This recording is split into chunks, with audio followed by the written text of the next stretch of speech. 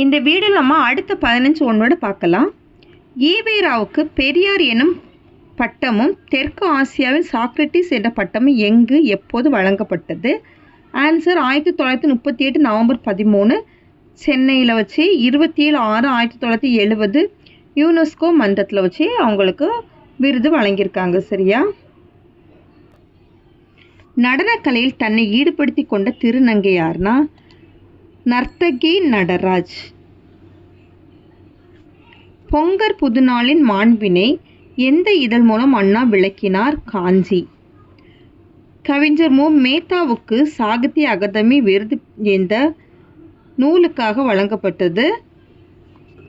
ஆகாயத்துக்கு அடுத்த வீடு. ஆகாயத்துக்கு அடுத்த வீடு.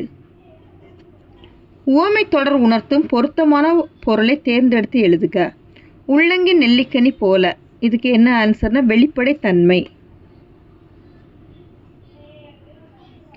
சிலைமேல் எழுத்து போல இப்பழமொழி விளக்கும் பொருளை தேர்ந்தெடுக்க. நிலைத்து நிற்கும். ஆன்சர் என்னது? நிலைத்து நிற்கும்.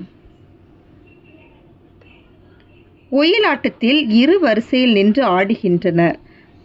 இத்தொடரில் செயற்பாட்டு வினை தொடர் எது அப்படின்னா ஒயிலாட்டம் இரு வரிசையில் நின்று ஆடப்படுகிறது. அடுத்தது மாலதி மாலையை தொடுத்தாள். இது எவ்வகை வாக்கியம்னா செய்வினை வாக்கியம். என்ன வாக்கியம்? செய்வினை வாக்கியம். கேள் எனும் வேர் சொல்லின் வினை எச்சத்தை தேர்ந்தெடுக்க. கேளோட வினை எச்சம் என்னன்னா கேட்டு. தனிந்தது என்ற சொல்லின் வேர் சொல்லை எடுத்து எழுதுக. தனி.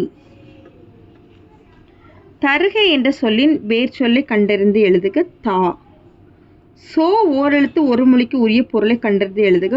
சோக்கு ஓரெழுத்து ஒரு மொழி என்ன அப்படின்னா மதில்.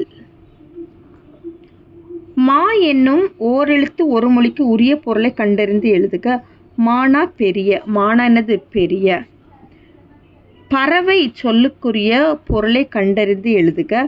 பறவை அப்படின்னா கடல். பறவைன்னு என்னது? கடல். அடுத்து பொறுத்துக. சோறு. சோறுனா என்னது? உண்டான். பால்னா பருகினான். பழம்னா தின்றான். நீர்னா குடித்தான். இது எந்த ஆப்ஷனில் இருக்குன்னா சி ஆப்ஷனில் ஆன்சர் இருக்குது. சரியா? அவ்வளோதான் இந்த வீடியோ. தேங்க்யூ.